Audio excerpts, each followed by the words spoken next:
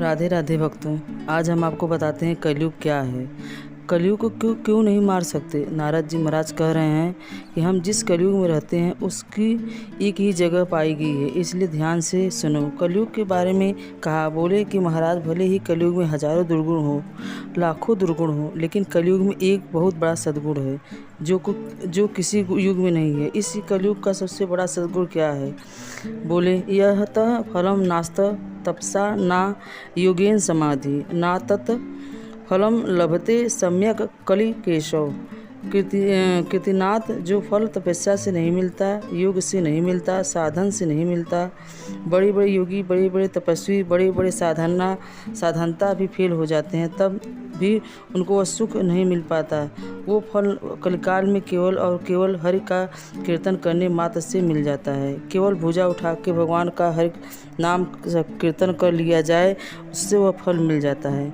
जो योगियों तपस्वियों को सद्गुण त्रेता द्वापर में नहीं मिला था, यह कलयुग का प्रभाव है। अरे महाराज, कहाँ तक कहें बड़े कि पापी को महाराज, पकड़ कहाँ तक कहें महाराज बहुत बड़े पापी को पकड़ने के लिए यम के दूत आने लगे। यम के दूत आने लगे के नीचे तो आकर लेट गया, तभी ऊपर से लेट गया। कौवे ने तभी बीट ऊपर से छोड़ी। कौवे ने जाके उस कबूतर आदमी ने की बीट छोड़ी, मस्तक पर तिलक के समान बन गया। यम के दूत उसको लेने के लिए आए, जैसे ही तिलक उसके बना देती है। तिलक को देखा, यम के दूत तिलक लगा है, लेकिन वह तिलक की तरह लग रहा है। तो यम के दूत ने सोचा, बोले इसको ले जाने के लिए महाराज ने कहा, लेकिन हमारे नरक की प्रणाली में लिखा है कि जो तिलक लगाता है उसको नरक पकड़ के नहीं ले जाते हैं। भैया इसको छोड़ के चलो, उसको नहीं ले जा सकते। और हम यमराज के पास जाकर बोले, महाराज हमने उसको छोड़ दिया। बोले क्यों छोड़ दिया? बोले उसने तिलक लगा रखा था। तब यमराज ने देखा, बोले अरे मूर्ख, उसने तिलक नहीं लगाया था। एक कबूतर ने उसके ऊपर अपनी विष्ठा छोड़ी थी, लेकिन यमराज ने फिर पकड़ लिया। बोले अब मत जाओ, उसको पकड़ने का हमारा धर्म। कलयुग कितना महान है, कलयुग की कितनी बड़ी विशेषता है। यहाँ पर कोई भाव से नहीं, कुभाव से भी यदि तिलक मस्तिष्क पर रख ले और उसकी मृत्यु हो जाए, उसके जीवन भर का पाप किया हुआ अंतिम समय में यदि यम के दूत आएंगे और मस्तिष्क पर तिलक देखेंगे तो उसको छोड़कर चले जाएंगे। बोले यह नरक जाने लायक नहीं है। सतयुग त्रेता द्वापर में ऐसा नहीं हुआ। सतयुग त्रेता द्वापर में तो रावण आदि भी तिलक लगाते थे, लेकिन उन पर कृपा नहीं होती थी। ये कृपा तो केवल कलयुग को प्राप्त है। भाव अनेक आलसहु नाम जपत मंगल दीस दसहु। भाव से जपो को भाव से जपो। भगवान का नाम एक बार आपके मुख से आ गए, कलिकाल में उसी से मुक्ति हो जाएगी। एक बार एक संत एक गांव में गए। एक ब्राह्मण उनके संत के पास गए और संत से जाकर बोलने लगे। बोले महाराज, मेरा बेटा ना तो बहुत बड़ा नास्तिक है, वह ब्राह्मण है। मेरे 3 बेटे हैं, दोनों बेटे मेरे बड़े खूब पूजा कराते हैं, खूब पाठ करवाते हैं, गृह प्रवेश कराते हैं, यदि आदि कराते हैं, लेकिन मेरा सबसे छोटा बेटा नास्तिक है, कुछ नहीं करता है। कहाँ तक कोई अगर राम भी बोल दे तो ईंटा पत्थर फेंक के मारने लगता है। मुझसे ये शब्द मत बोलना करो, मुझे पसंद नहीं है, प्रिय नहीं है। भगवान का नाम उसको पसंद नहीं। संत ने कहा, एक काम करो, हम कल तुम्हारे घर आएंगे, तुम्हारे बेटे से इसको मिलवाओ, हमको मिलवाओ। उस व्यक्ति ने कहा, बोले महाराज, संतों को देखकर तो और चिढ़ जाता है। वह बोले चिढ़ जाने दो। बोले लेकिन हम कल आएंगे, उसको पकड़ करके उससे बात करेंगे। संत दूसरे दिन ब्राह्मण के घर पहुँचे। ब्राह्मण के घर जाकर महाराज उस व्यक्ति से मिले। उस बालक से मिले। बालक पहले तो भागने लगा। बोले कि मैं तुम जैसे संतों से मिलता नहीं हूँ, दूर रहो, दूर रहो, दूर रहो। बोले संत बोले, मुझे कुछ नहीं चाहिए, 1 मिनट बात कर ले बस। बालक बोला, क्या बात करनी है?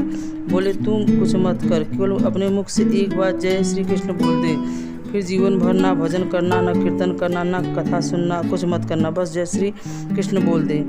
बालक बोला, नहीं बोलूँगा। बोले एक बार बोल के एक बार मैं तेरा क्या चला जाएगा? बोला नहीं बोलेंगे, मेरे को जैसे लोगों के लिए गाली बोलना पाप है, अपराध है, ऐसी शब्द बोलना मेरे लिए ही अपराध है, मैं नहीं बोलूँगा। संत बोले, एक बार जय श्री कृष्ण बोल दे, यदि कह देगा तो इससे कोई तेरा बिगड़ नहीं जाएगा, कुछ नहीं चला जाएगा। एक बार जय श्री कृष्ण बोल दे।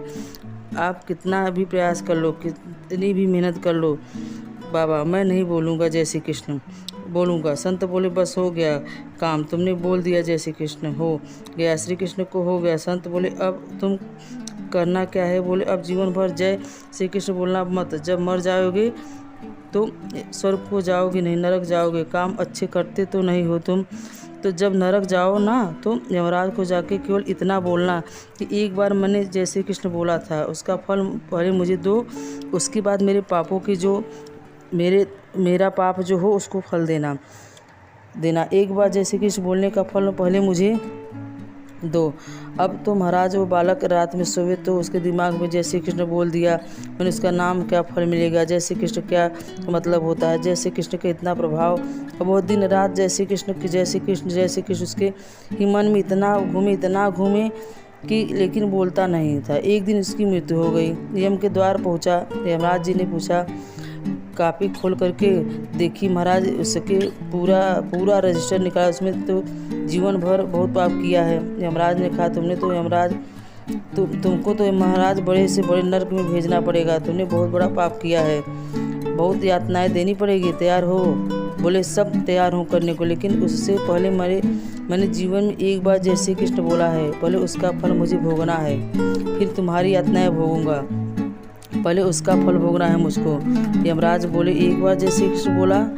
हाँ। उसने बोला, हाँ मैंने एक बार जैसे कृष्ण बोला है, तो तुम यातना दोगे? सब स्वीकार है। यमराज जी बोले, सोचने लगे, अपने सैनिकों के दूतों से पूछे, एक बार जैसे कृष्ण बोलने का क्या फल होता है?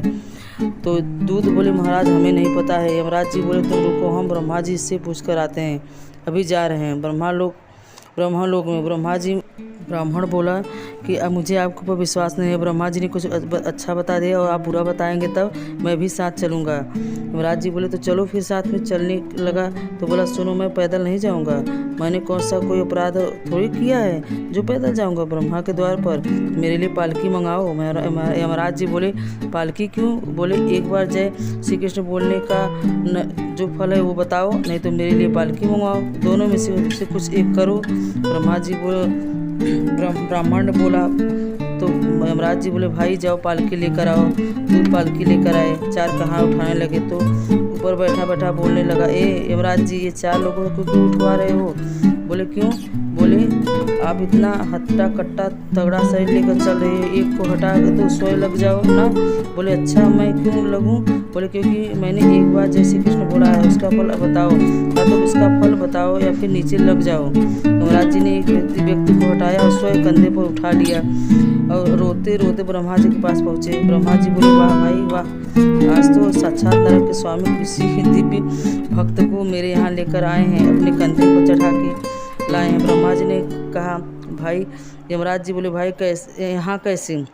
यमराज जी बोले, बिना पैसे का नौकर बना लिया इसने मुझे, बोल रहा है या तो एक बार जैसे कृष्ण बोलने का फल बताओ, नहीं तो ब्रह्मा जी के पास ले चलो, पालकी में जाऊंगा, आप लगाओ कंधा अपना। ब्राह्मण बोला, एक बार जैसे श्री कृष्ण बोलने का बस एक बार जल्दी से फल बताओ, इसका फल देखकर कि फिर इतनी यातनाएं दूंगा कि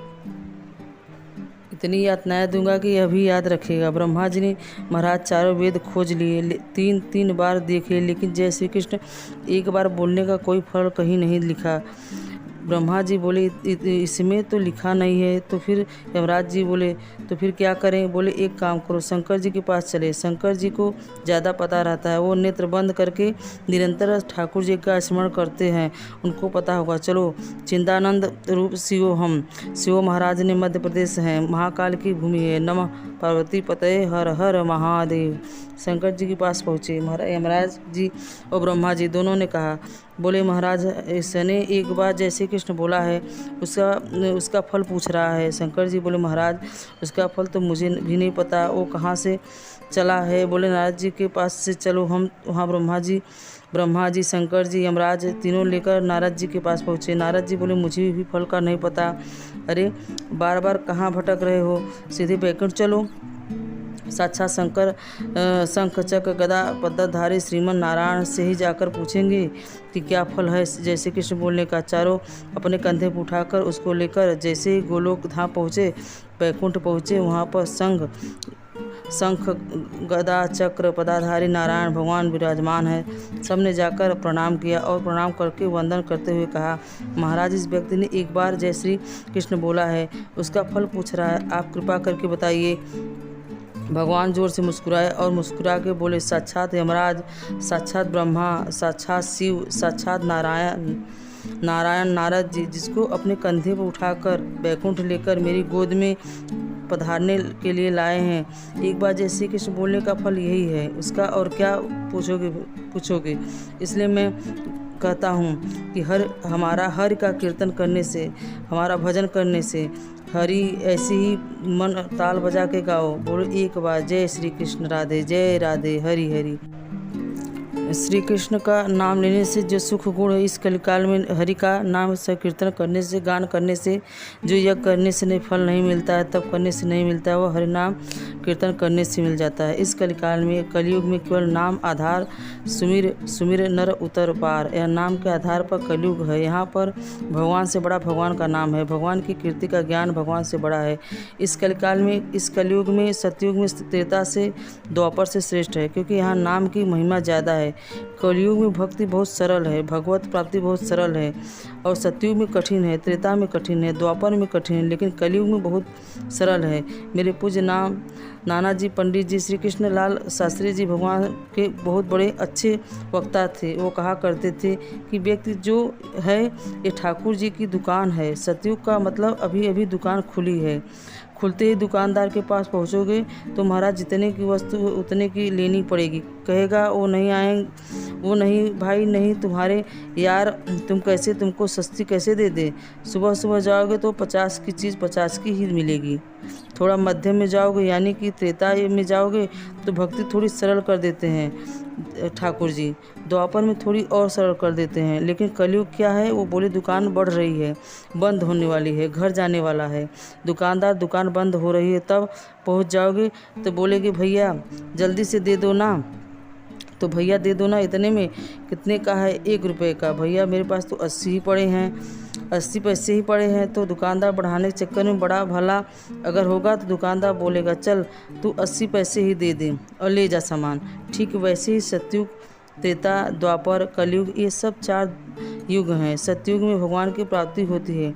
तपस्या के 50 के हो जाओगे, 50 के बाद वन 52, फिर वन आने लग जाना, वन में जाओगे। अब घर छोड़ो तब करोगे, तब भगवान मिलेंगे। सब ने तपस्या की। सतयुग के बाद त्रेता में भगवान की प्राप्ति होगी। यज्ञ करने की जितना हवन करोगे, जितना यज्ञ करोगे, जितना घी पे लगा के दोगे यज्ञ में, उतनी जल्दी भगवान प्रसन्न हो जाएंगे। द्वापर में ठाकुर जी की मंदिर की मूर्ति सेवा, उसको जितने अच्छे सुंदर ढंग से करोगे, सुंदर प्रकार से करोगे, 56 भोग लगा कर करोगे। हमारे वृंदावन में देखो कभी कैसी सेवा होती है ठाकुर जी की। महाराज फूलों का बंगला बनता है, गुलाब बंगला, मोंगरे का बंगला, अलग अलग बंगले बनेंगे, 56 भोग बनेंगे, 100 प्रकार के आइटम बनते हैं।